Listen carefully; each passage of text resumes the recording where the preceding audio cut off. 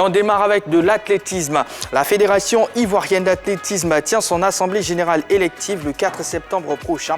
Mais cette assise pourrait se tenir dans une ambiance électrique pour cause. L'association des présidents des clubs d'athlétisme de Côte d'Ivoire dénonce des manœuvres du président de la fédération pour se faire réélire jeudi lors d'un point de presse tenu au siège du CNO.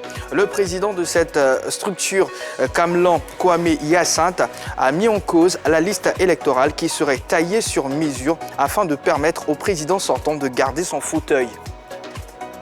Toujours en athlétisme, cette fois-ci concernant les JO 2020. Médaillé d'argent sur 4 fois 100 mètres à Tokyo 2020, le Britannique Chinchingdu Ounja a été suspendu provisoirement après un test antidopage positif. 4 athlètes ayant donc participé à cette épreuve pourraient perdre leur médaille si les derniers tests s'avèrent concluants suite à un contrôle antidopage effectué par l'International Testing Agency. En effet, 2 substances interdites ont été trouvées dans ces analyses. Ses coéquipiers Hugues Kilty et Blake se verraient ainsi privés de leur performance si le tribunal disciplinaire de World Athletics venait à le condamner. Handball à présent, la France sur le chemin de l'Angola. Le tirage au sort en petit comité à Castella a placé la France dans la poule A.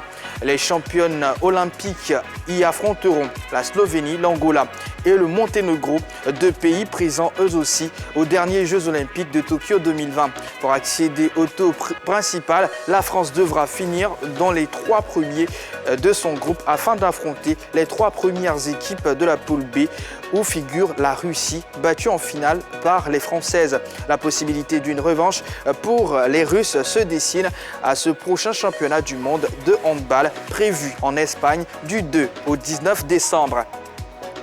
Football à présent, initiatrice du prestigieux Gala de la Paix en 2007 et 2008, la Fondation Akraleh remet le couvert. Awa Stallone, le président de la dite fondation, annonce le lancement de l'acte 3 de cet événement pour le 28 août prochain. Ponctué d'un concert géant en soirée, le gala se tiendra au mois de décembre avec la participation de plusieurs footballeurs de classe mondiale et des autorités politiques ivoiriennes. Afad Nyoncian, c'est fini. La nouvelle est tombée le jeudi matin. Alain Sylvain Nyoncian n'est plus l'entraîneur de l'Afad. Le coach l'a signifié lui-même sur sa page Facebook. On ne sait cependant pas les raisons de cette séparation. Coach Nyoncian avait travaillé durant 2 ans comme adjoint de Guaméné Maxime avant de prendre la tête de l'encadrement technique de l'équipe du plateau en 2019 en tant qu'entraîneur principal pendant 2 saisons. Nguessan Gilles Privat débarque à sol béni. Le champion en titre de la Ligue 1 de Côte d'Ivoire vient d'enregistrer la venue d'une recrue. Il s'agit de Nguessan Gilles Privat, précédemment au FC San Pedro, qui n'a pas souhaité prolonger son contrat. L'ancien défenseur du stade d'Abidjan débarque donc chez les Mimos avec la ferme volonté de réaliser une belle aventure et apporter toute son expérience dans la bataille africaine.